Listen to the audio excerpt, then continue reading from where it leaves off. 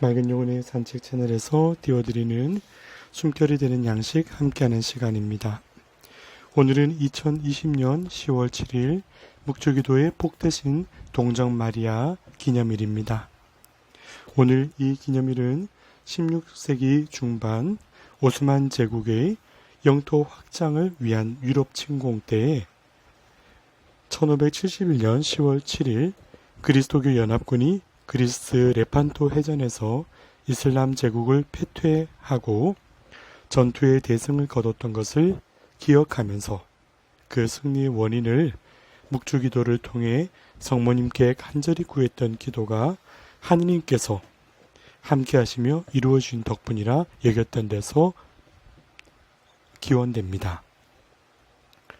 이를 가리켜 비오 5세 교황님께서 승리의 성모 축일로 제정했던 것을 묵주기도의 복되신 동정 마리아 기념일 하여 이렇게 기념하고 있습니다. 온전히 하느님 안에 당신의 길을 응답하셨던 성모님, 그리고 그 길을 걸음에 있어서 세상의 모든 것 안에 주님만을 바라보며 의탁하셨던 성모님의 깊은 믿음과 그 생이 다하여 주님께로 오르심을 받으시면서까지 우리에게 남겨주신 삶의 모범을 되새기면서 우리가 이 세상에서 참으로 하느님 안에 맞들이고 주님을 바라며 기도하는 정성이 어떠해야 되는가도 함께 되짚어보고 또 우리의 신앙의 결심을 되새기는 날이기도 합니다.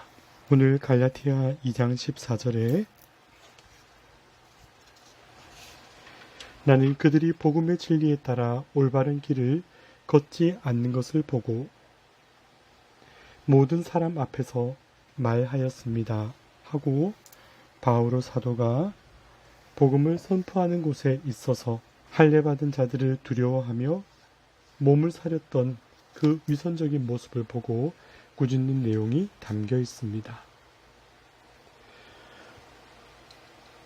오늘 이 말씀을 가슴에 새겨보고 성모님의 삶을 연관지으며 묵상할 때 성모님의 가지신 말씀과 주님을 따라 사셨던 행위가 어떻게 우리에게 새겨져 있는가를 돌아보게 되었습니다. 성모님 하면 제일 먼저 떠오르는 것이 끝없는 겸손과 순종의 모습이었죠. 그러므로 성모님께서는 인간적으로 도무지 감당할 수 없는 이해를 뛰어넘는 일들 가운데서도 주님의 섭리를 믿으며 말 없이 마음에 고이 새겨 간직하신 분으로 우리는 가슴에 담고 있습니다.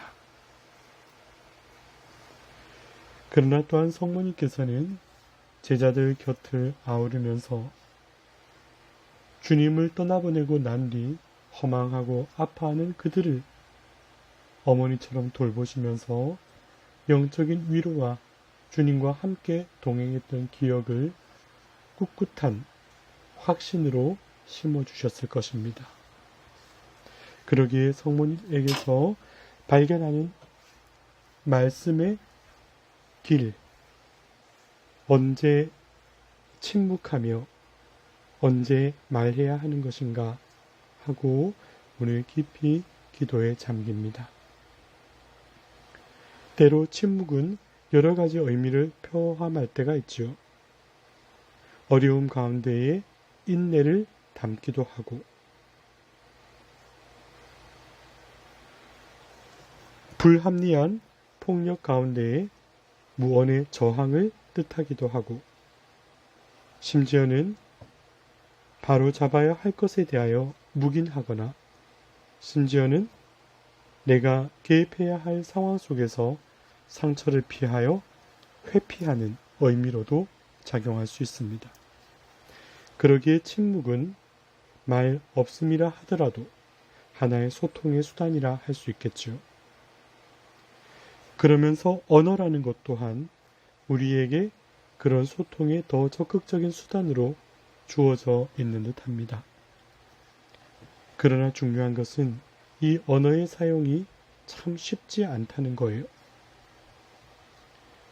내 자신의 삶을 설명할 때도 쉽지가 않고 누군가하고의 의견을 소통하기 위해서도 그 쓰여지는 과정에서의 신중함이 요구되고 그 안에 담긴 여러 가지 정보와 내용들이 어떤 역할과 열매를 맺을까 하는 것도 참으로 섬세하게 다듬는 과정이 필요할 것입니다. 그러기에 일찍이 암브로시오 주교님께서는 말은 4가지 원칙을 지켜야 한다 하고 말씀하신 적이 있습니다. 첫 번째는 말을 전할 때 그 말의 의미와 내용이 무엇인가를 가슴에 새겨야 한다는 것.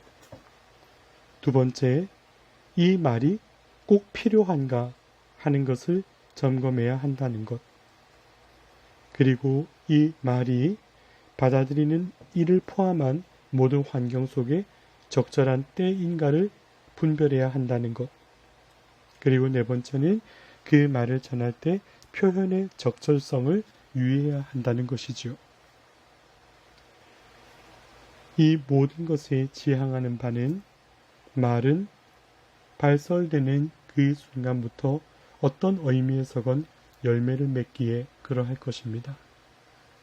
특별히 어려운 상황을 바로잡고자 하는 충고는 더욱 큰 신중함을 필요로 하는 법이지요.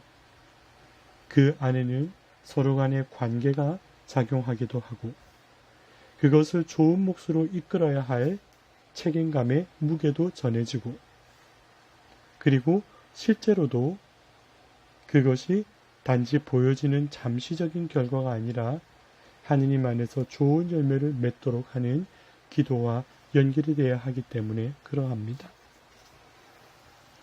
그러기에 이렇게 소중한 열매를 맺고자 하는 영적인 말은 어떻게 이루어질 수 있는가?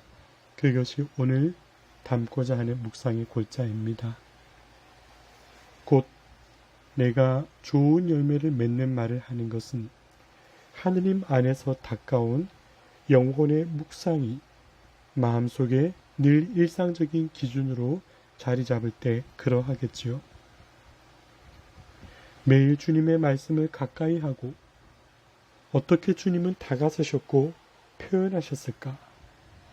단순하게 목소리나 글자로 전해지는 것이 아니라 그 생생한 장면 속에 주님께서 사람을 대하시던 모든 소통의 수단을 살펴보면 나의 말과 행동을 비추어 보는 참으로 소중한 그런 거울이 될 것이기 때문입니다.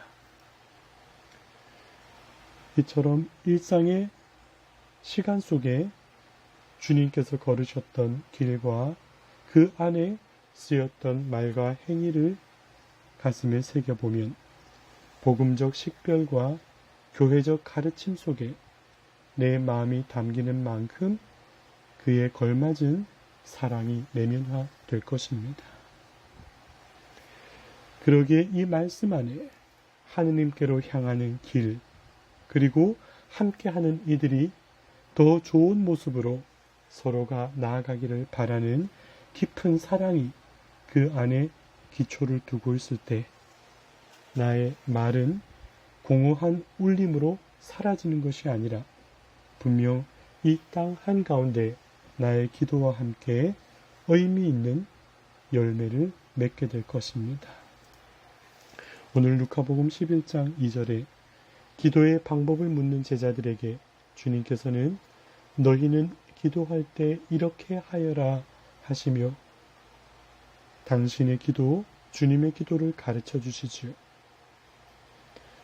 이 기도 한마디 한마디가 내 입술에서 맴돌다 사라지는 공언이 아니라 주님께서 누구이신지 알아뵙고 주님이 영광을 받으셔야 할 나의 주님, 나의 하느님임을 가슴에 새기고